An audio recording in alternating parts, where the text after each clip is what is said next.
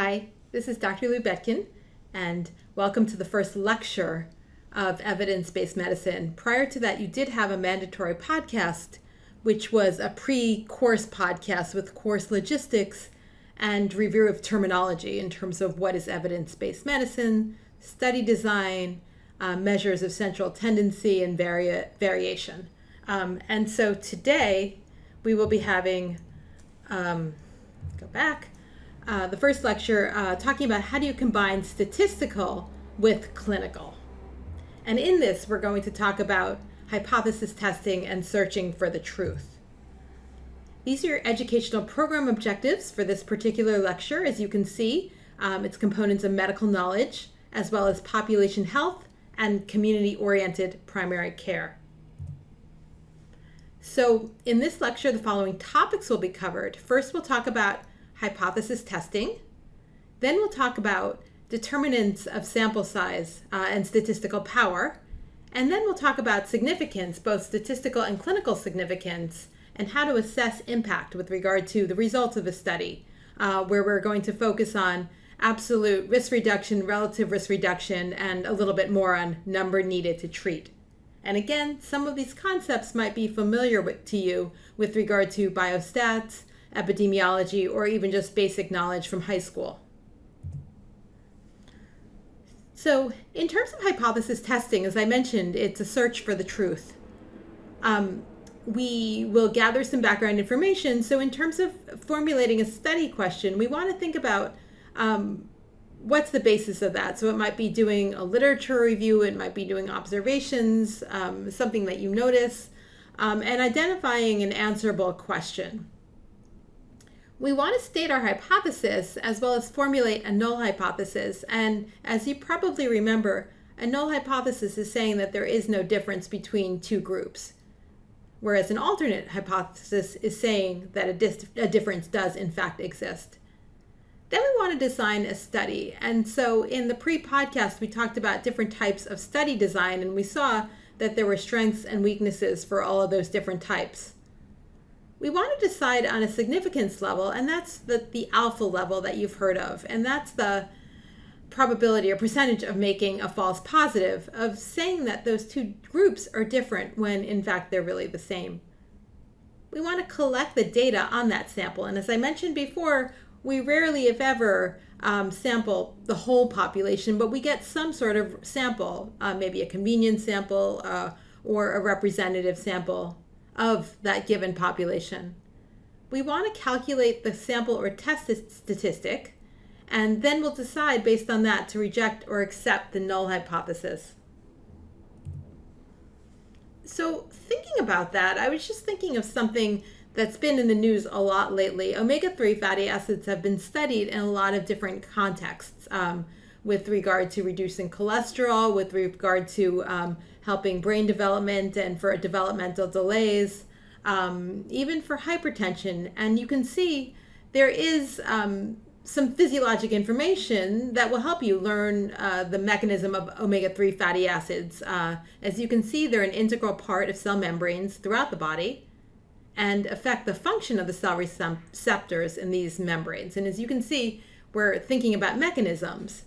So we're combining our basic science with our clinical knowledge. Omega-3 fatty acids are the starting point for making hormones that regulate blood clotting, contraction, and relaxation of artery walls and inflammation. So based on that, you can see they've in fact been shown to help prevent heart disease and stroke. We can hypothesize that taking omega-3 fatty acids would be associated with a change in blood pressure. And we don't necessarily specify a decrease in blood pressure, because certainly it could be an increase, although we would assume it would be a decrease.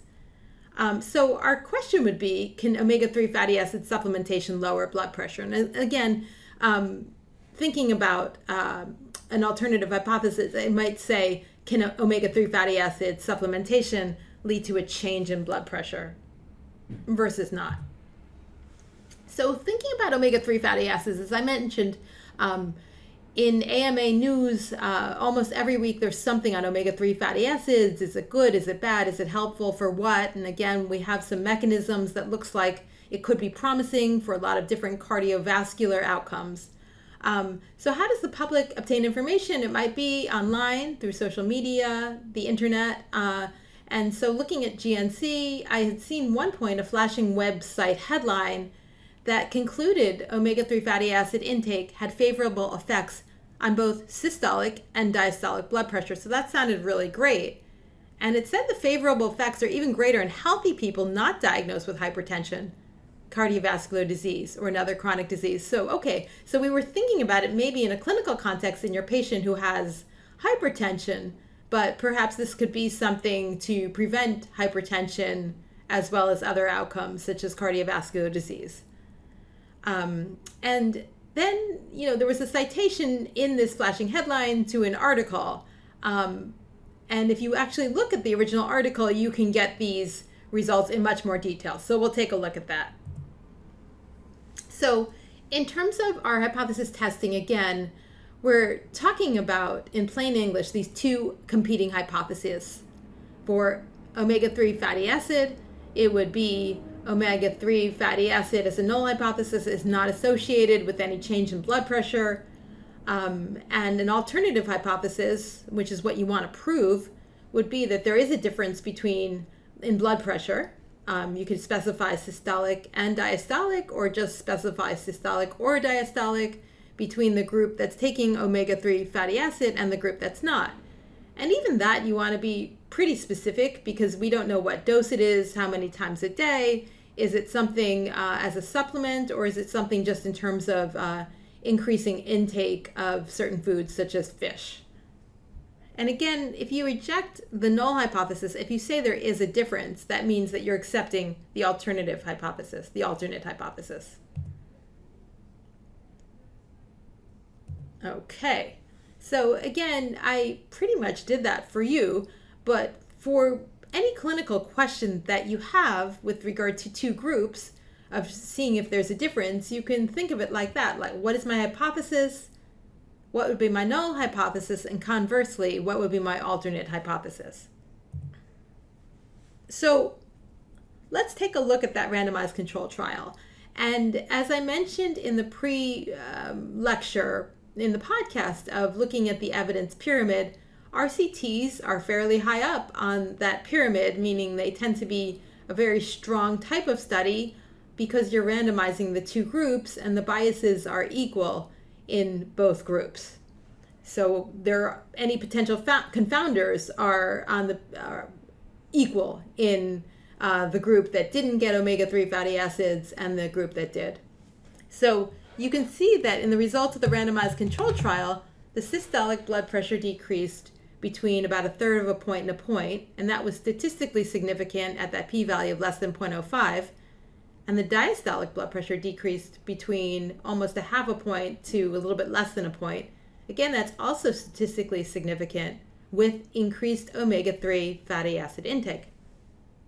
So for you to answer, does omega-3 fatty acid intake reduce blood pressure? Well, based upon that, what do you think in terms of statistical significance? And could that true difference in blood pressure be 0? Well, I would think that if p is less than 0.05, there would be a chance of a false positive, correct, an alpha error. And again, answering that, could that observed difference in blood pressure happened by chance? Okay, so again, this is pretty similar to what I spoke about before in terms of thinking about how, what you would set alpha at and when you decide to accept or reject the null hypothesis. We end up determining whether we do a statistical test of significance, and in the end we decide whether to accept or reject the null hypothesis, and we get a p-value from that. And the test that we use depends on the type of data. As I mentioned in the previous podcast, we were talking about nominal, ordinal, and interval data, and we talked about being able to use chi-square tests or t-tests or other types of tests that would be appropriate to the type of data that we're looking at. And again, the decision to accept or reject is determined by comparing the p-value from that statistical test against the level of significance, that alpha, which we set before the test is performed. So thinking of this like a 2x2 table, and I think in epidemiology, most likely you had a 2x2 table in terms of sensitivity and specificity. We can look at some possible outcomes of statistical testing. So the null hypothesis would be no difference in blood pressure, and the change delta would be equal to 0. So if the change in blood pressure is equal to 0 and the null hypothesis is true, if we concluded that the results were significant, if we said the p-value was less than 0.05 and we rejected the null hypothesis and we accepted the alternate hypothesis, that would be making a false positive, as again I mentioned, an alpha error. So typically we set alpha equal to 0.05, and that would be a 5% probability of saying that a difference exists when really a difference does not exist.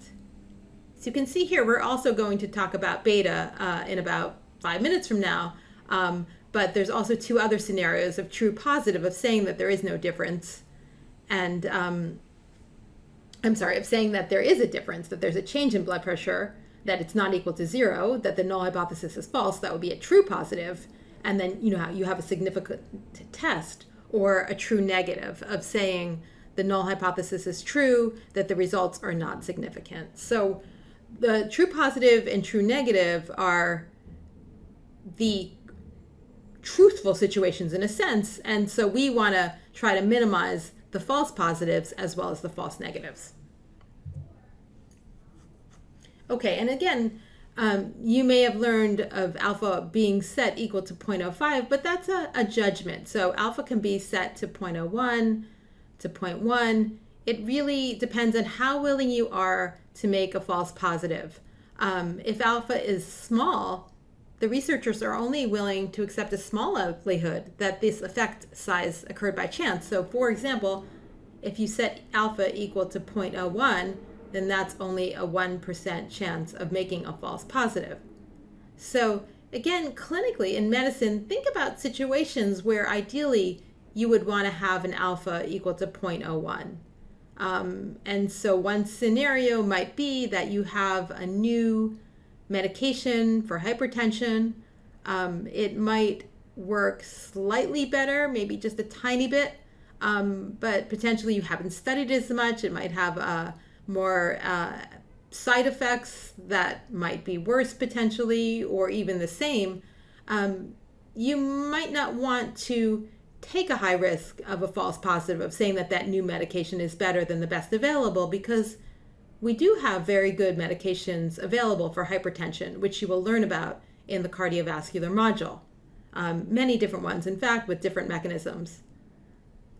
By contrast, if we have a disease that has a high mortality rate, where we don't have a good treatment available for something like sepsis, multi-organ sepsis, maybe Ebola, something devastating potentially that's new, we might want to take more of a chance and set alpha equal to 0.1, where we'll take a false positive on the premise that medication, we don't have anything available, that we don't have the next best available, which would happen to be pretty good, that this is all we have, and without anything, the outcome, the untreated outcome would be death or extreme disability.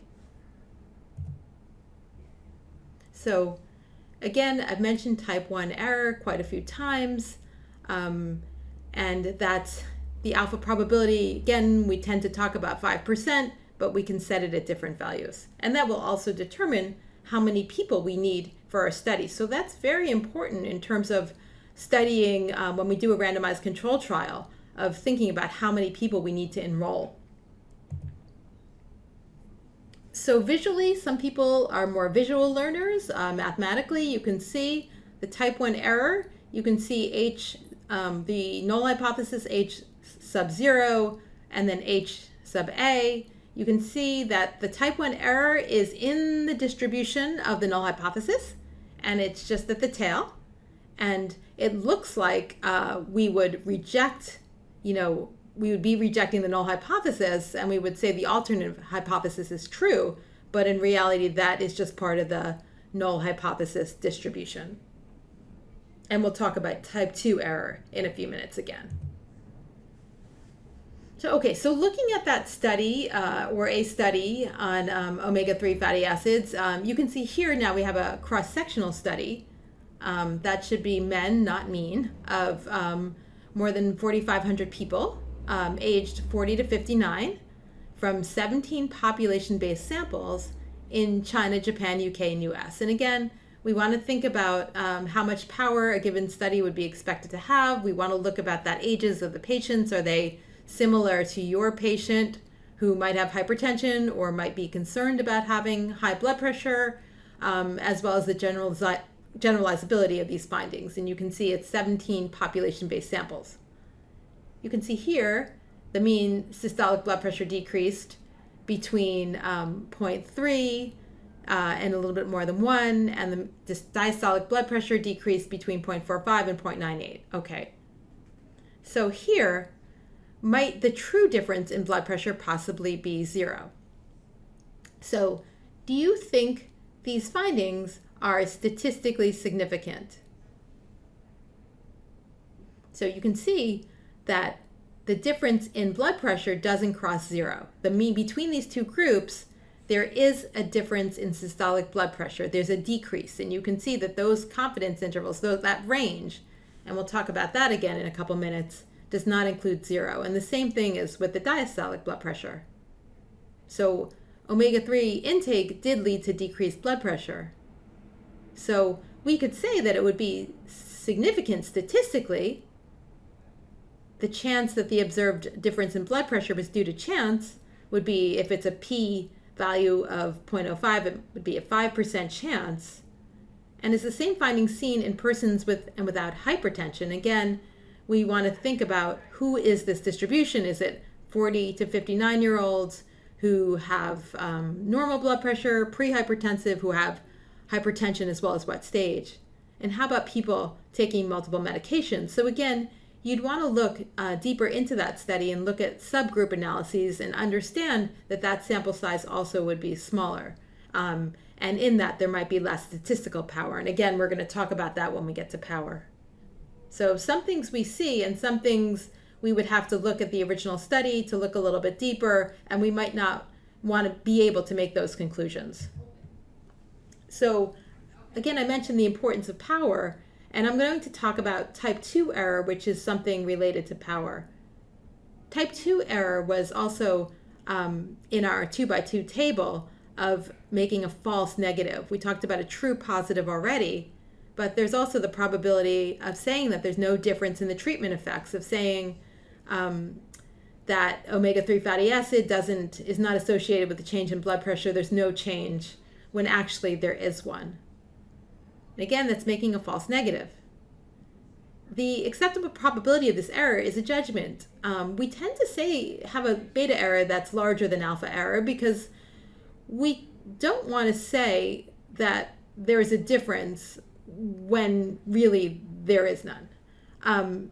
And the probability, we set alpha traditionally to 0.05. Again, that can vary depending on what the study question is, what you want to answer. But beta, we tend to say, we rather say that there's no difference, that it's the same. And in reality, there might be one, but we'll be conservative on that. And we'll say that, and with a beta of 0.20, 20%, there's a 20% of missing the true difference in a study. So again, we have the false positive we spoke about. Now we're down to the false negative. The truth would be that there is a change in blood pressure, but we're saying that our results are not significant, and that's making a false negative. And we're accepting the null hypothesis. Again, you have these two overlapping distributions as we had for type 1 alpha error. Now we have a distribution for beta error, and you can see here on type 2 error, that distribution is part of the alternate hypothesis, but we're saying it's part of the null hypothesis. So we're not rejecting the null hypothesis. In reality, it should be rejected. There is a difference. So as I mentioned the term power a couple times, that's simply 1 minus beta. It's the probability of demonstrating a statistical significance in your sample when a difference truly exists. And that's what you want to be able to show If it's there, you want to be able to show it. And that's related to beta.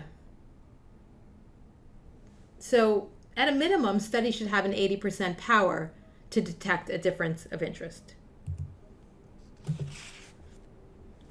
What does power depend on?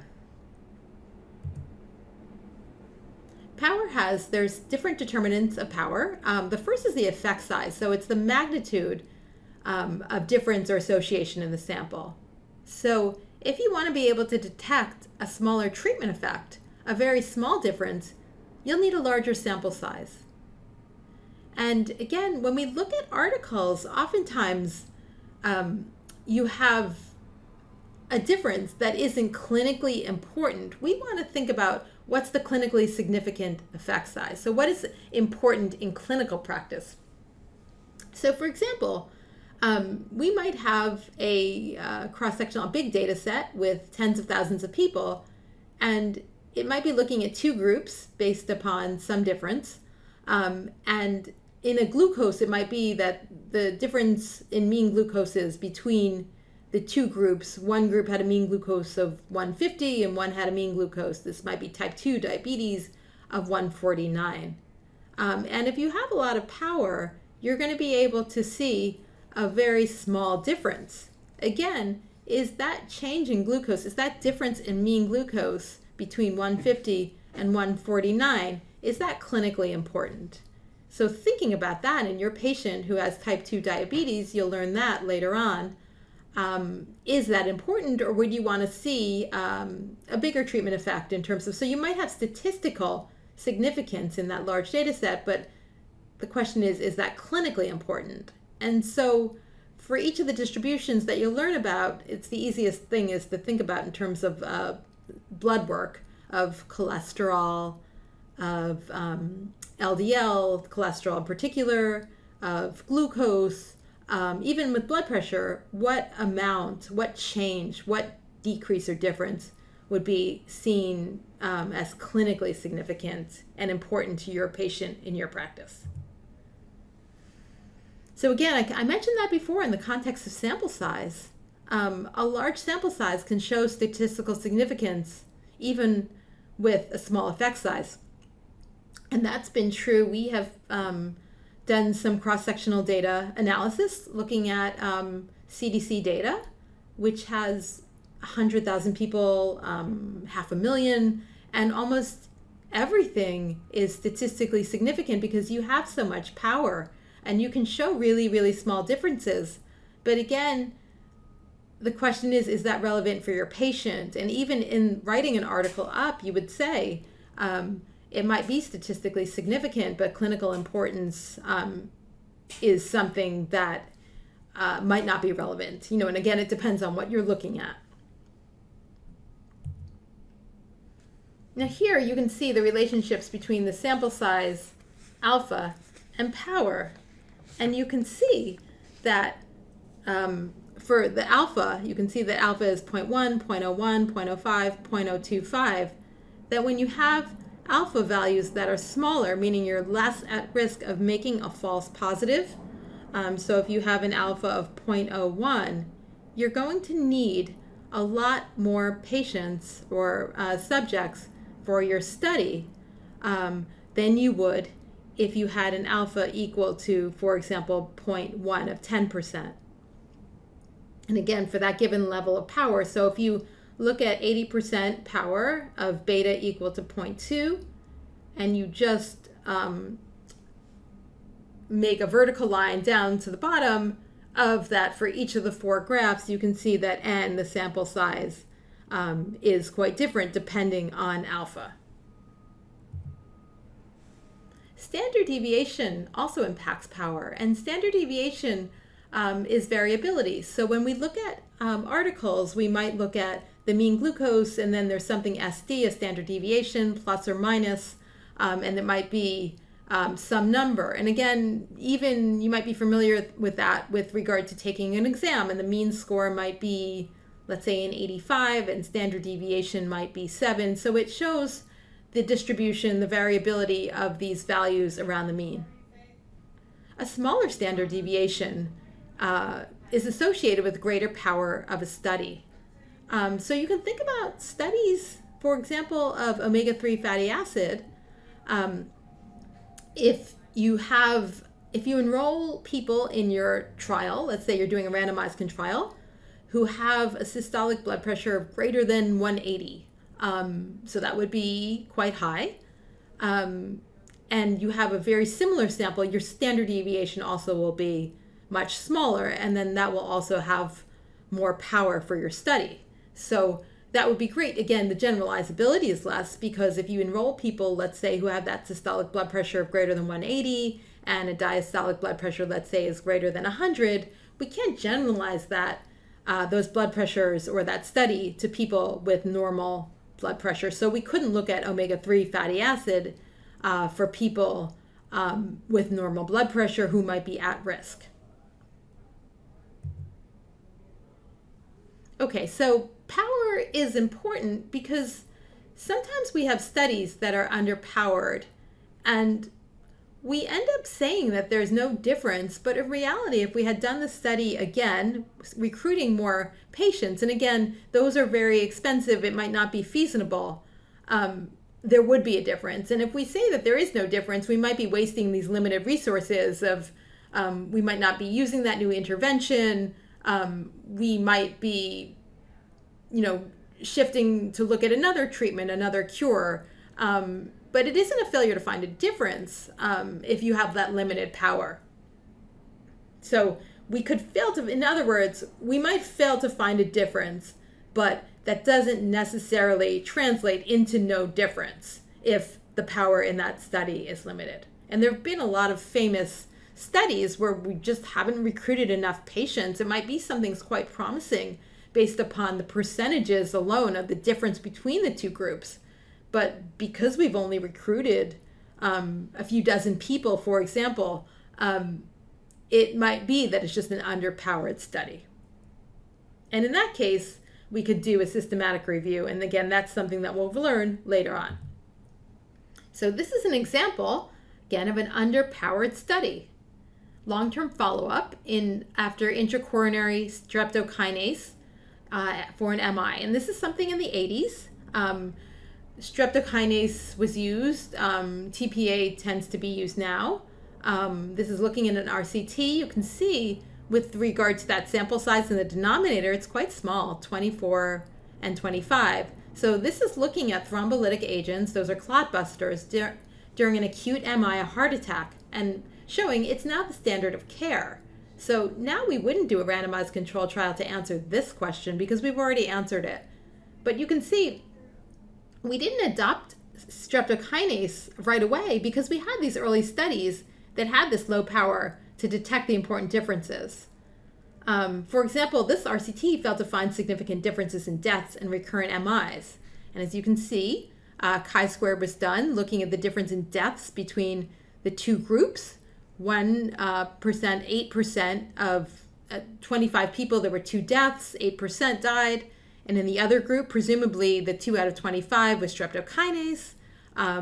The 5 out of 24 might be usual care, and that's 21%. So you would say for your patient, a physician would look and see, boy, that sounds promising. Of streptokinase, only 8% of the people who got that died versus 21% usual care. You'd want to use that. But from a statistical perspective, that was not significant, as you can see. So again, I've been alluding to this and talking about it over and over, the difference between statistical and clinical significance. So statistical tests, they simply tell you whether to reject or accept a null hypothesis. Is there a difference? But it doesn't tell you about the magnitude of the association, the size, the direction, the importance, the meaning. And so investigators and physicians, clinicians have to decide the minimum size of the difference that would be considered to be clinically significant.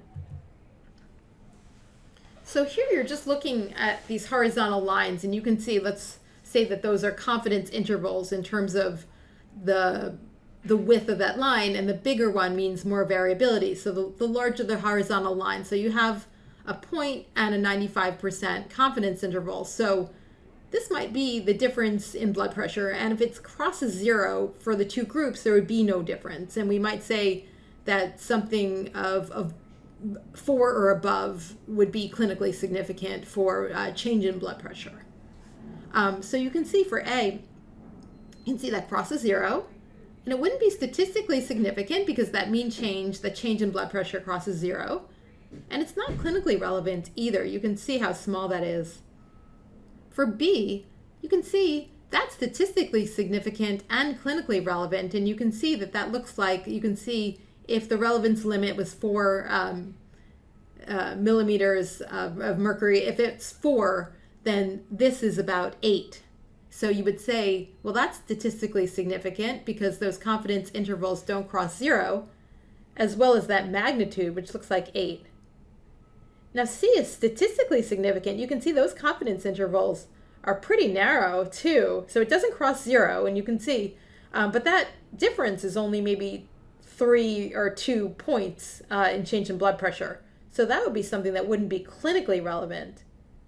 And now with D, you can see that difference is even bigger, but look how wide those confidence intervals. That might be an example of an underpowered study, which could potentially be clinically relevant, like our streptokinase study, but not statistically significant. So in that case, it might be if there's a lot of different studies that have these promising results, we could combine them all together and do a systematic review in what's called a meta-analysis, where we can analyze all of that data if it's seeking to answer the same study question. Okay, so I alluded to confidence intervals when I talked about that width of that horizontal line. And we tend to report both. We really move beyond these p-values. And I think when we first learn biostats, it's this obsession with, is it statistically significant? What is the p-value? And maybe even in EHS, with your community-based projects, you might have done some SPSS, looking at your data set, some analysis, and been really excited when something had a p-value of less than 0.05. So we can also express this level of significance in the context of what's called confidence intervals. And it gives us a sense of the magnitude as well as the direction of the difference. And remember when we said with omega-3 fatty acids, we said that there was a difference in blood pressure, and we didn't say if it was lower or even higher, right? So we had this potentially two tails on a distribution, but a confidence interval would give us the direction, and it would show the amount of variability in the estimate. And you can see that little cartoon of looking at a risk ratio. So thinking about an odds ratio, a relative risk, a difference of 1 is not significant. And you can see the person holding his hands straight out in a horizontal line, that would not be rejected because that risk ratio crosses 1. Now that's different than a mean change in blood pressure or cholesterol where it's crossing 0, where there's no difference in those mean scores between the groups. So again, you want to be careful about that. Okay, so let's interpret the results of a more recent article of a placebo-controlled randomized trial. So it sounds really good, American Journal of Hypertension. So this is looking at long-chain omega-3 fatty acids. And so if you think about omega-3 fatty acids, you would most likely want to know what component of it is potentially the effective one for reducing blood pressure. And so there's EPA, ALA, and DHA. And you can see this is a combination of 70 randomized controlled trials were included in this study. So they're combining data from lots and lots and lots of RCTs. And the comparison you can see is with placebo. And EPA plus DHA reduced systolic blood pressure. You can see that's 1.52 millimeters. So for you to see, is that confidence interval statistically significant? So again, does that cross 0? We said a change in blood pressure, it would be 0 would be no difference. And diastolic blood pressure, again, does that cross 0? And you can see for both of them, the confidence interval is contained with negative numbers. The strongest effects of EPA plus DHA were observed among untreated hypertensive subjects. You can see that the systolic blood pressure went down 4.5 points, And that confidence interval, you can see again, doesn't cross 0. Diastolic blood pressure also went down, not as much. Although blood pressure was also lowered among normotensive subjects, so people who might be potentially at risk of hypertension who don't have it yet, who have normal blood pressure. But you can see that that's a lot less. So the question for you, we answered statistical significance. Is it clinically significant? Would that change in blood pressure if your patient had hypertension and was requesting to take a natural supplement? Would that be something that you would recommend with another agent as a first line? Is that, and again, thinking about that even of omega-3 fatty acids, is it EPA plus DHA? Well, how about the ALA component? What about that? And thinking about dose and frequency and side effects. So there's a whole lot of questions that you'd also want to consider in the context of reading this article. So again, in terms of looking at, this is a more recent article from the Journal of Hypertension, you can see omega-3 fatty acid concentrations. Again, they're looking at blood levels too. So is that through intake of diet? Is that supplements? They were shown to be inversely associated with blood pressure in young, healthy adults. So this is looking at people who are young and healthy. So again, for each article, you want to think about who's the subjects. Are these people like my patients? And you can see that there is some decrease. They looked at omega-3 and they looked at the components EPA, DHA, ALA, and you can see that some of those changes are not so impressive. And you can see they even did a lot of adjustments. So model 2 would be more indicative of what you would look at for your patient, because they adjusted for body mass index, smoking status, so any potential confounders. And you can see how many there are, because a lot of things are associated with blood pressure as an outcome. So again, you want to think about any of those potential confounders in it and create a model that would adjust for that. But you can see these are a little bit smaller in terms of those decreases, still pretty much decreases. Now for you to think about going to otitis media, acute otitis media, this is a clinical controversy in the literature. It's been shown that for kids older than 2 years, you don't necessarily have to give immediate antibiotics for a middle ear infection. In fact, you can watch and wait. So you could give someone a prescription and say, if it's not better by 72 hours, or if it's worse, take this medication, or call me in 1 or 2 days to see how you're doing. So you can see in this, it was a pragmatic randomized control trial. They had immediate antibiotics, kids that got the prescription right away, and delayed antibiotics. And you can see these are the number of days. So it's duration of symptoms in days. So for earache, the people who had immediate antibiotics reported a mean, or their parents reported a mean of 2.56 days of earache, versus delayed antibiotics, which was 3.57 days of earache. And you can see 0 would be no difference for this. The mean number of days would be the same, because they're just simply subtracting. And you can see that they have both a t-test with a p-value and a 95% confidence interval. So we don't, if for something to be statistically significant, we wouldn't want 0 to be included in that confidence interval. So for you to think about, would if you were a parent and your child, or you had a cousin who had acute otitis media, if that child on average had 3.57 days, 3.5 days of an earache, would it be worth taking immediate antibiotics so that child had one fewer day of an earache? And so that's what clinical significance is all about. How do you interpret it?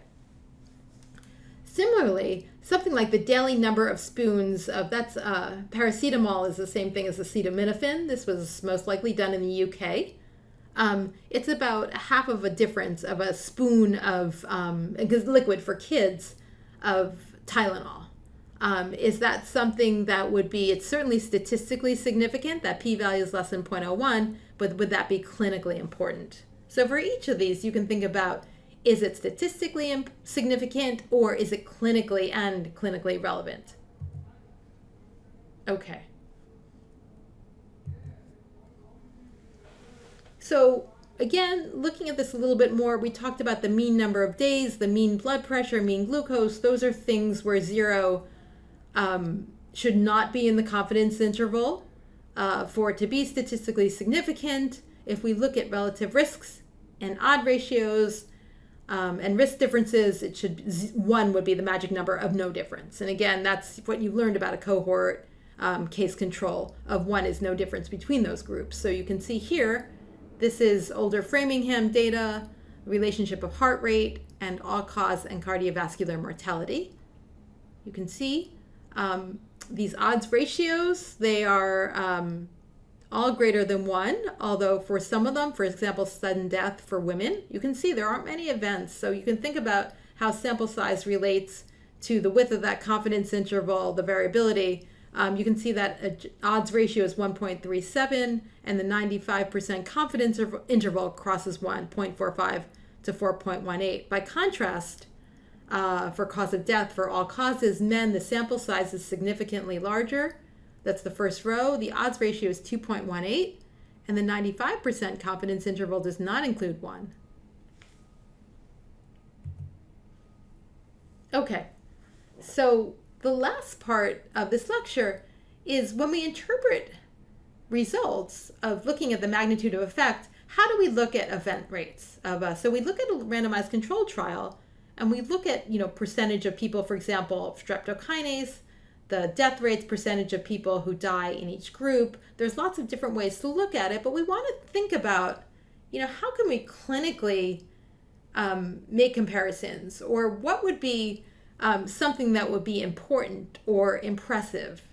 And in looking at event rates, the first two things to know are you have a control event rate, which is the number of control patients. Again, control doesn't necessarily mean placebo or do nothing. It might be best available treatment who have that outcome over the total control patients. So think about it in the context of a randomized control trial, where you have that control group and then that experimental event, the new treatment. And the experimental event rate would be the number of experimental patients with the outcome over the total experimental patients.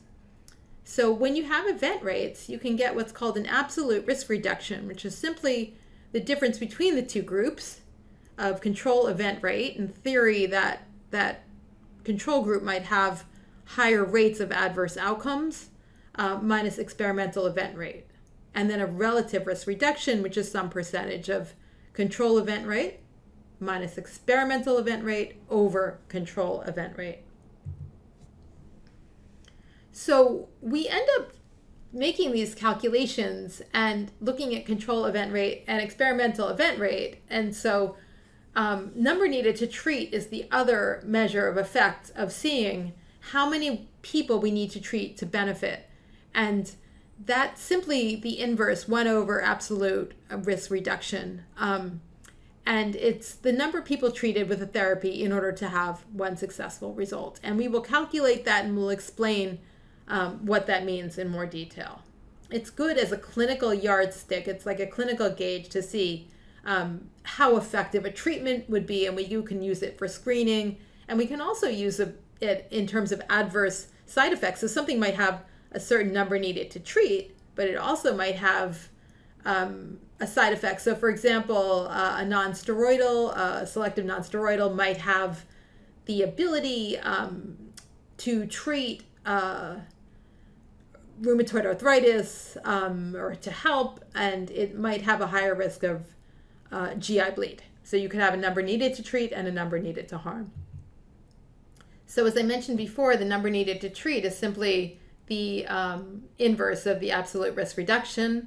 I tend to think of absolute risk reduction as a proportion, not a percentage, and you can see that's how you calculate it. So I use the second row in terms of 1 over absolute risk reduction. Okay, so again, thinking about numbers, something can seem really, really impressive from a relative risk reduction standpoint, but if that condition or that outcome is really, really rare, the relative risk reduction will overestimate it, and you'll see the absolute risk reduction and number needed to treat. Those numbers, the absolute risk reduction would be significantly lower, and the number needed to treat to prevent that adverse outcome would be significantly higher. So if you look at a risk of an outcome, let's say death, or DVT, or MI, or stroke, if it's 2% in the control group and 1% in the intervention group, you can see the absolute risk reduction would be 0.01, the relative risk reduction would be 50%, and the number needed to treat would be 100.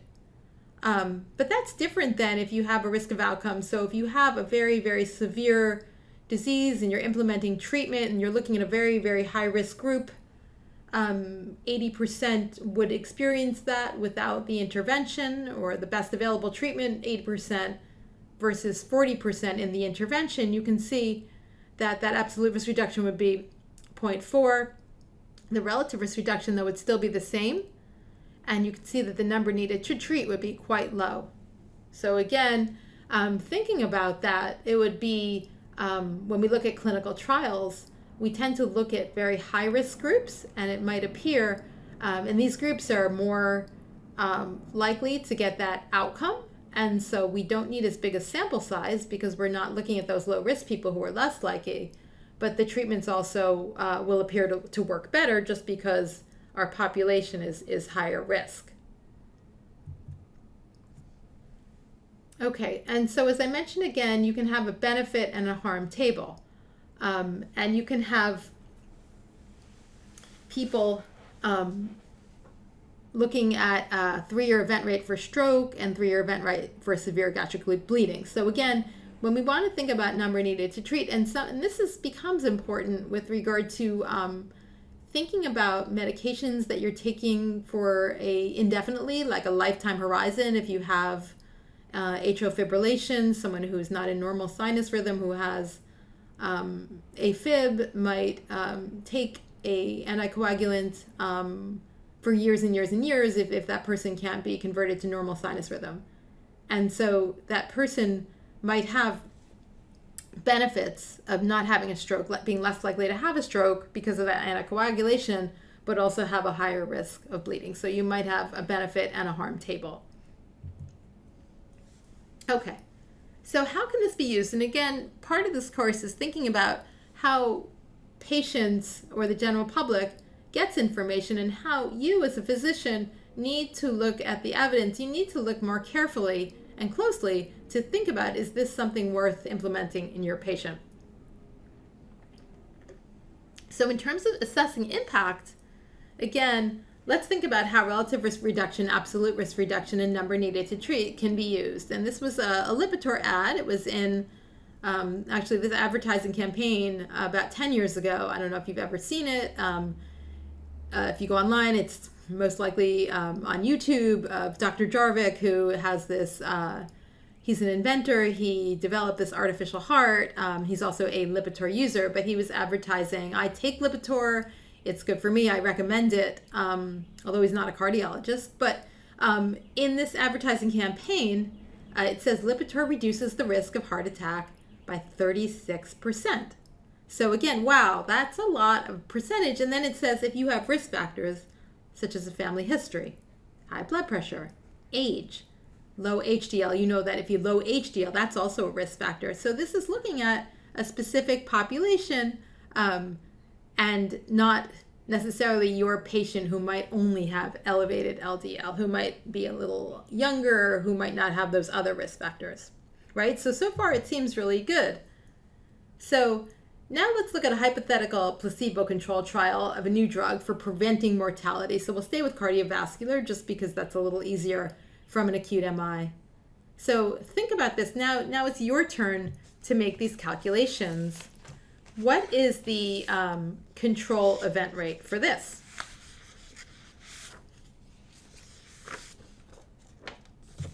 So again, we know the control event rate is the risk of outcome of interest, and that would be 0.4, right? And what is so that's placebo, 40%, 0.4. The treatment, the experimental event rate would be 30%. So what's the absolute risk reduction? Well, 0.4 minus 0.3 is 0.1, or 10% if you want to put it into percentages. And what's the relative risk reduction? So that's the control event rate, which is 40% or 0.4, minus the experimental event rate, which is 30% or 0.3. So 0.4 minus 0.3 over the control event rate, which is 0.4. So that's 25%. So that also seems pretty impressive too, right? And finally, just going one step further, well, what's the number needed to treat? And you can see it's 1 over the absolute risk reduction, which is 0.10, and that's 10. So that's actually a good, the number needed to treat, you want to have as low a number as possible in order to treat 10 patients in order for one patient to benefit. And preventing mortality from an acute MI is a very good benefit. So again, you want to think about how bad that outcome would be. So we see the number needed to treat was 10 for the high-risk group, but now we're looking at the low-risk group. So for example, in the Lipitor, they were looking at high-risk patients. Now we're looking at low-risk patients. The event rate, it could be control event rate, let's say that's 10%. So we're looking for trial 2. So we're doing this again in low-risk patients. The experimental event rate, so there is a decrease, but it goes from 10% to 7.5%.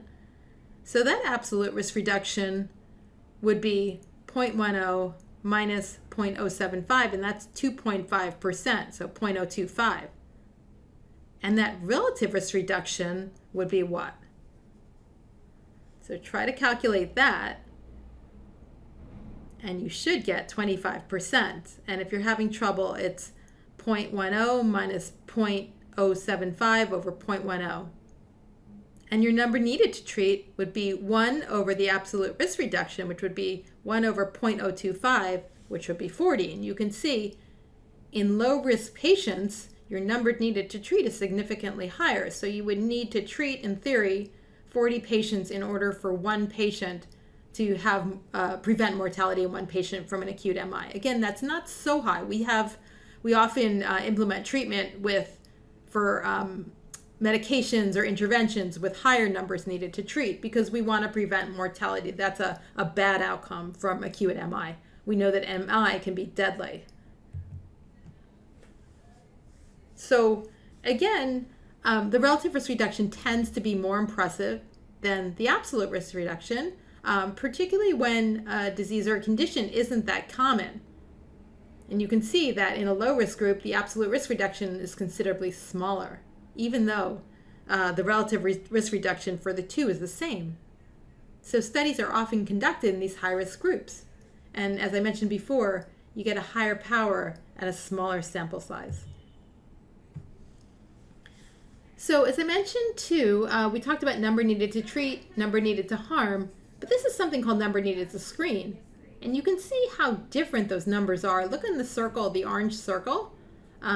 This is looking at personalized decision-making about screening for lung cancer. This is using a low-dose CT scan, which is something that the U.S. Preventative Services Task Force recommended in patients who have smoked a certain number of years and are a certain age. But these different trials looked at different inclusion criteria. Some were more looked at high-risk patients. So you can see a high-risk participant eligible for the NLST, which was a randomized control trial. The risk factor, again, would be a 70-year-old, a current 2-pack-a-day smoker for 55 years. So a big smoker and an older person. You can see the number needed to screen would be 82. So in order to find one case of lung cancer. So that would be much smaller than, example, a low-risk participant in the lowest row who's eligible for the Sequoia Hospital lung screening program. You can see that that person's very different. The high-risk participant that I mentioned before was 70. This person is 40. The high-risk participant smoked 2 packs a day for 55 years. This participant would be someone who could have smoked 1 pack a day for 10 years and quit 15 years ago. And certainly that's the inclusion criteria in a sense. And maybe people smoke more than that or at higher risk. But you can see in that trial, the number needed to screen for that participant would be 35,186. And again, for this, it's number needed to screen, the projected likelihood over 6 years of lung cancer death with or without screening. So you can see the number needed to screen can vary dramatically from 82 to 35,186, depending on the participants who are eligible, depending on those inclusion and exclusion criteria or inclusion criteria for that study. Okay, so answering Dr. Jarvik in the Lipitor ad, what do you think about that 36%? Again, that might be something that is in a medical journal. It might be something on TV that's advertised, and it might be something that your patient asks you, because certainly 36% is very impressive, and you want to think about who is your patient. Is your patient at high risk for that outcome or at lower risk? And also thinking about other ways to minimize risk behaviorally in terms of diet, exercise, stress reduction, alcohol intake. There's lots and lots of ways. And again, is Lipitor right for your particular patient? There was an interesting article on this advertising campaign in the Times in 2008, which I thought was, for those of you who want to learn more about this advertising campaign, just to show sometimes how misleading these campaigns are when you see a number and thinking about the person who's selling it to you. Is this something, does this person recommend this? This particular Dr. Jarvik is not a cardiologist. Would he recommend that to patients, or is he taking it and understanding, is he someone who has these risk factors? Okay, so enough about that Lipitor ad, but one more thing about it is just looking at that 36% a little bit more carefully. You want to think about those numbers, the non-fatal and fatal coronary heart disease, and you can see this was, the p-value you saw was very, very impressive, 0.0005, when in reality it moved it from 3% to 2.2%. So you have a relative risk reduction that's high, an absolute risk reduction that's lower, and a number needed to treat that would be higher. Okay. So again, what is the experimental event rate for the Lipitor group for you to look at? What's the control event rate for the control group? Relative risk reduction, absolute risk reduction, and number needed to treat to prevent 1 MI. And again, you want to think about the number needed to treat, but you also want to think about, so you have a number as well as the time horizon. How long am I taking Lipitor? So you would want to think about that in the context if you had a younger patient particularly who had very few risk factors. And we do have what's called Framingham calculators, where we're looking at 10-year cardiovascular risk to think about, should we implement cholesterol treatment for someone who might be at lower risk? And every year you would do some sort of assessment, thinking about other things like blood pressure. Does that patient have diabetes, particularly type 2? Also type 1, but type 2 is far more prevalent. The age, family history. So we're looking at an HDL. So we're looking at all of these things together, as well as Lipitor. What are the side effects and the cost, potentially? So, as I mentioned, ads and news stories often report the relative risk reduction. They might not specify the risk group being studied, and you might not indicate how many people need to take a treatment. So they might not say the number needed to treat because it might not seem as impressive. So again, thinking about it, why numbers matter, it's a little bit misleading of relative risk of this new wonder drug that reduces the heart attack risk 50%. So it might be, 2 people in a 10,000 would have the heart attack without this new wonder drug, and 1 in 10,000 would have it with the wonder drug. So that's a risk reduction of 50%, but absolute risk is far less impressive. And that also shows how, for the given population, how big that impact is in your population. So number needed to treat, again, you don't have to memorize it, but you can see how much variability there is. This is an older slide, so some of these treatments might not be first line anymore, but just to see what it had been like of how well do drugs work. You can see H. pylori, the antibiotic cocktail, is the number needed to treat is quite low. So to eradicate the bacteria, but that doesn't necessarily translate to healing ulcers, although that number needed to treat of 5 is quite low. But you can see Avandia that controls blood sugar, that number needed to treat is more than 1,000 to prevent heart attacks. other effects of diabetes, so maybe nephropathy, neuropathy. So those end organ damage is particularly important because you're taking a drug to control your sugar on the premise that lower glucose levels lead to better outcomes in terms of nephropathy, neuropathy, stroke, cardiovascular, coronary heart disease. Okay, so briefly, I wanted to apply these concepts to the musculoskeletal module, and this will be kind of the launching place for the large group discussion. And again, that large group discussion from 8 to 10, I just wanted to clarify, that is optional. This podcast is mandatory, so hopefully that's been conveyed in the context of the first podcast, as well as the syllabus policies. So these are things that we'll be going over if you come to the optional large group discussion from 8 to 10 a.m. After that, everyone needs to go to the small group workshop because that's mandatory.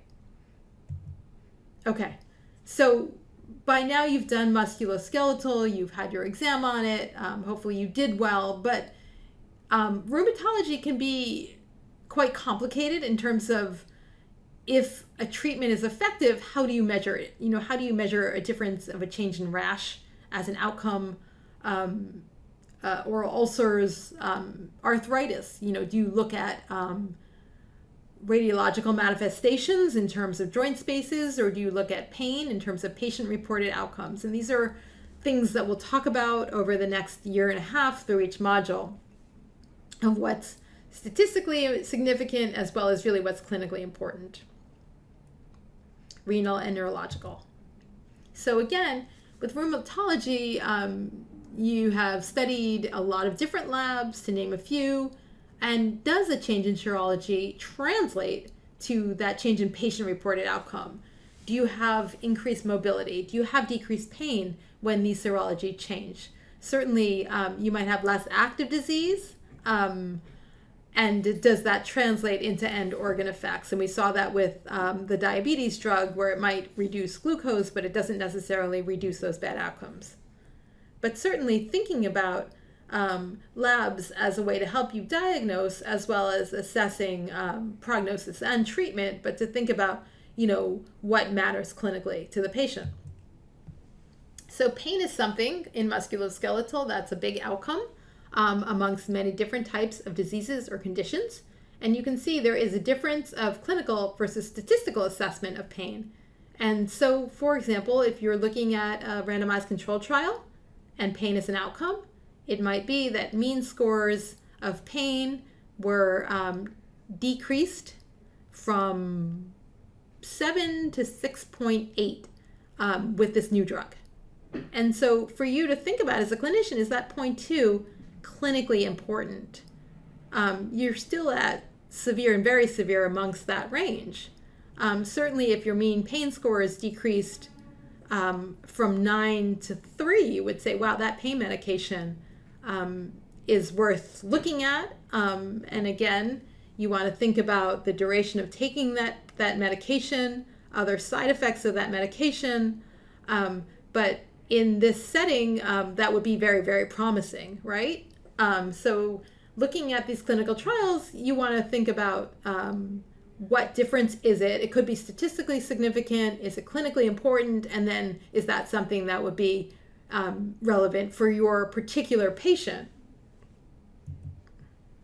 And again, we can think about clinical and statistical significance in so many different contexts. And so I mentioned a lot of cardiovascular outcomes, and I just did it because it's your next module, as well as those tend to be something that you've heard about with, how to take blood pressure, you're familiar with cholesterol, glucose, weight, MI, stroke, and death. So again, what difference in blood pressure, what decrease is meaningful? And that's important just to understand the distributions of these different blood levels or blood pressure level, of how that, what is high, what is optimal, and how much of a change would be something that would be clinically important.